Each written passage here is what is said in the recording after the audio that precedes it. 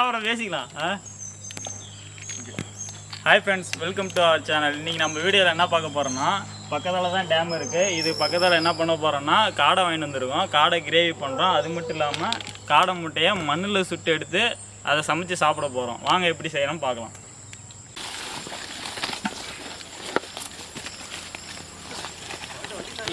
இங்கே லொக்கேஷன் இங்கே இருக்குது. அவளை வேற லெவலு. அப்படியே இங்கே போடுறான். நீச்சல் தெரியாது, பார்த்தா குதிக்கலாம். மரத்தெல்லாம் கவர் பண்ண, தண்ணியில் இருக்கிற மரத்தெல்லாம் கவர் பண்ண.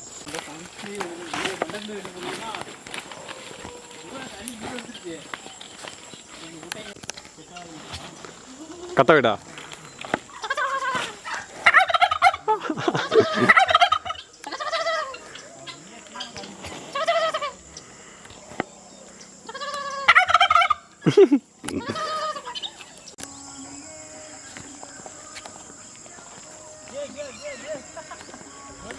பயங்கரமாக கண்டுபிடிக்கிறானுங்க. தண்ணியே போயிடுவாங்க. அவ்வளோதான் ஃப்ரெண்ட்ஸ், நம்ம சொன்ன லொக்கேஷனுக்கு வந்துட்டோம். இதுக்கு மேலே வந்து காடையும் முட்டையும் சேர்ந்து எப்படி சமைச்சு சாப்பிட்றோங்கிறத பார்த்துக்கலாம். பாருங்கள் எவ்வளோ லொக்கேஷன் எப்படி இருக்குன்னு பாருங்கள். சூப்பராக இருக்குது, வேறு லெவல். அங்கே பாரு, ஒருத்தர் படகுல மீன் பிடிச்சிட்டு இருக்காரு. 10 காடை கடையிலேருந்து வாங்கிட்டு வந்துச்சு. இது என்ன பண்ணுறோன்னா, மஞ்சத்தூள் உப்பும் போட்டு நல்லா அலசிக்கலாம்.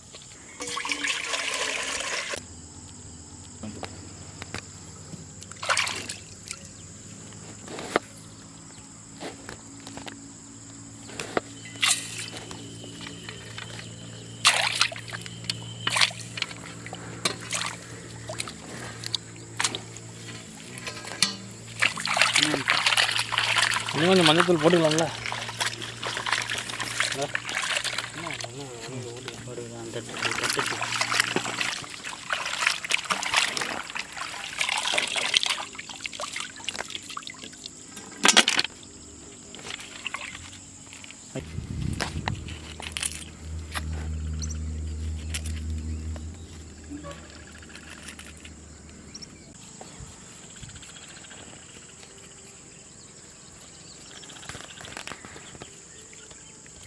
இதுதான் அந்த முழு காடை.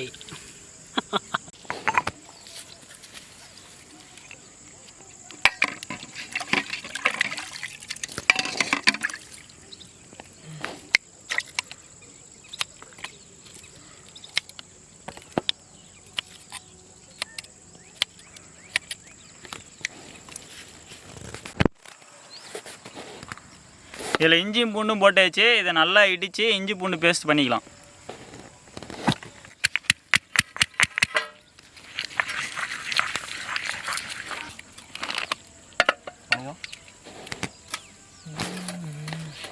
நிறைய காசில்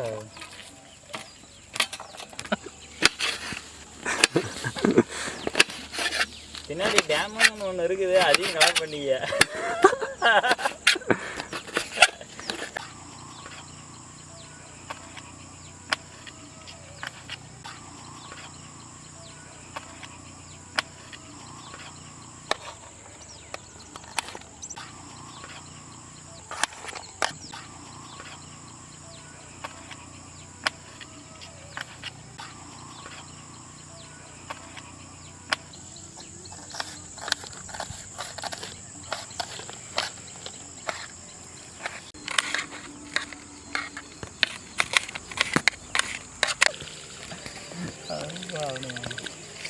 இங்கே மண் அடிட்டு இருக்கும்போதே ஒரு நல்ல இலையை 2 இலை பெரிய இலையை எடுத்துகிட்டு வந்து தான் முடிஞ்சது. நான் வணங்கிட்டு இருக்கும்போது எடுத்துகிட்டு.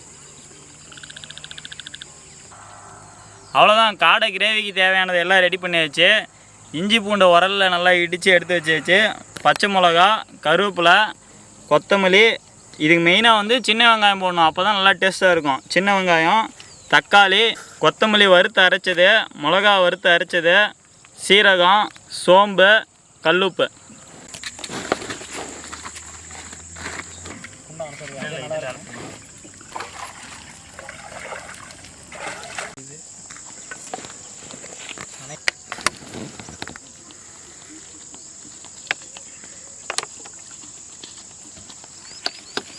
எனது உயிர் நண்பன் எவ்வளோ கஷ்டப்படுறான்னு பாருங்க. அங்கே பாருங்க, காடை முட்டையை மண்ணில் போட்டு எடுத்துட்டு வரணுண்டான்னு சொன்னேன். உடனே மண்ணை ஒரு காட்டுலேருந்து அள்ளிட்டு வந்து கொடுத்துருக்கான். காட்டுலேருந்து அள்ளிட்டு வரல, திடீர்னு வந்துட்டான். யாரையும் கேட்காம அவன் அது என்னன்னு பாருங்க. ஐயோ, இங்கே வரத விர உடறான்னு சொன்னா விர கீழே உள்ள எண்ணெயில் போட்டுட்டு இருக்கான். என்ன பண்ணுறது? இதை வச்சு தான் ரன் பண்ணி ஆகணும். ஒன்றும் பண்ண முடியாது. நான் இன்னும் எல்லாத்தையும் முடிச்சுட்டு இருக்கேன்.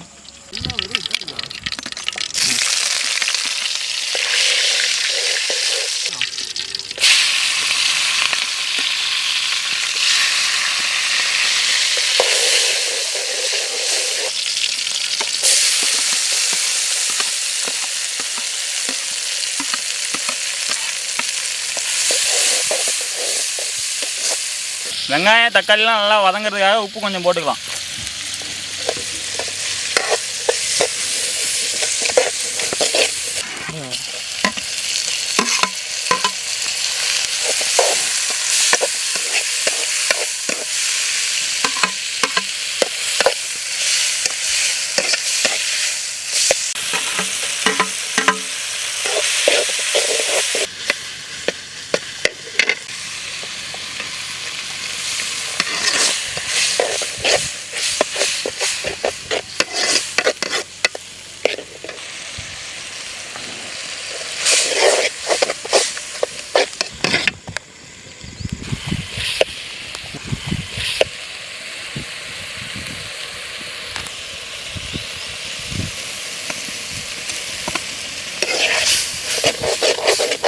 அது மட்டும்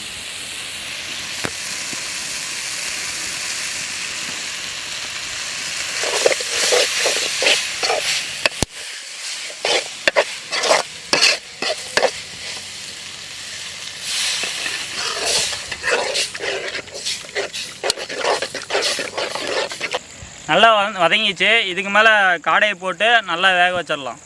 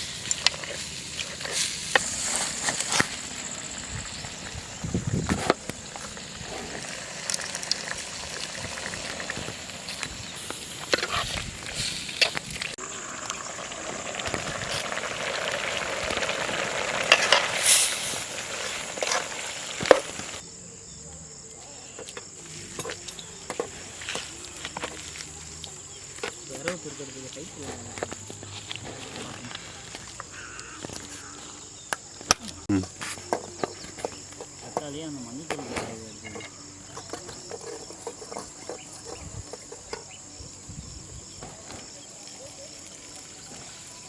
ஓகேவா?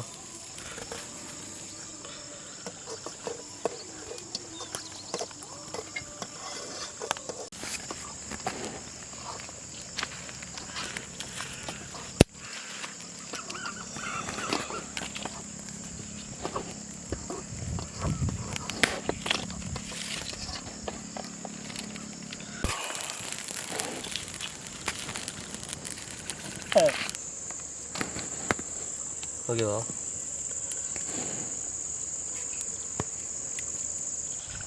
நான் பின்னாடி போடு.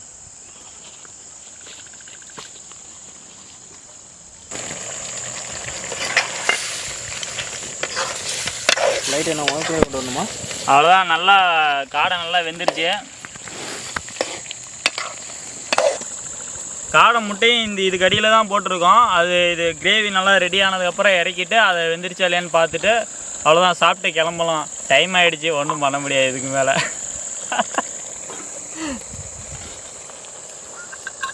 அதான் வெந்துச்சா இல்லையான்னு பார்த்துட்டு இறக்கிடலாம். வெந்துருச்சுன்னா இறக்கி வச்சிடலாம்.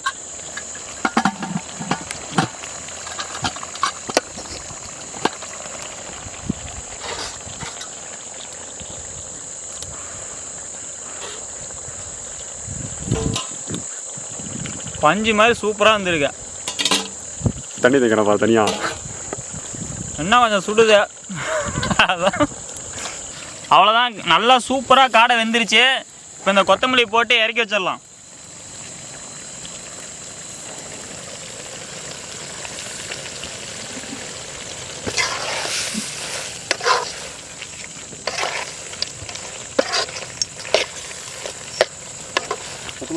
காடை முட்டை நல்லா வெந்துருச்சு. அதுவும் ஒன்று வெடிச்சிருச்சு. நல்லா ரொம்ப நல்லா வெந்துருச்சு. எடுத்து பார்க்கலாம்.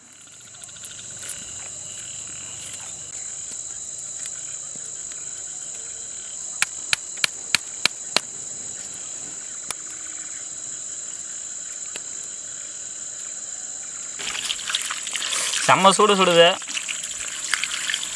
This is example.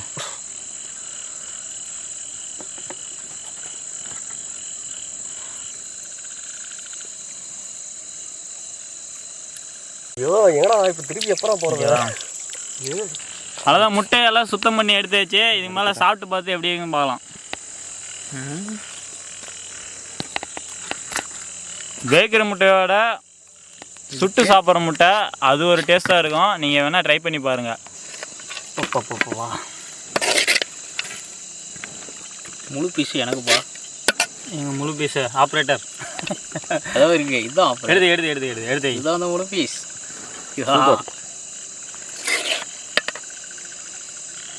சாப்பிடுங்க.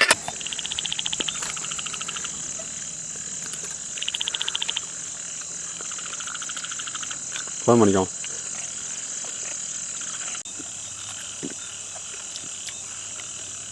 செம்மையாக இருக்குங்க.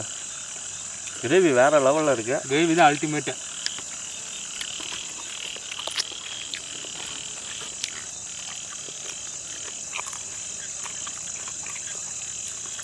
காடை எலும்புல மெலிசாக தாங்க இருக்குங்க. நீங்கள் அப்படியே கடிக்கலாம்.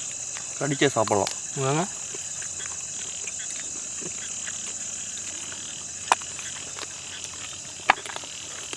ஃபோன் பண்ணிக்கோ.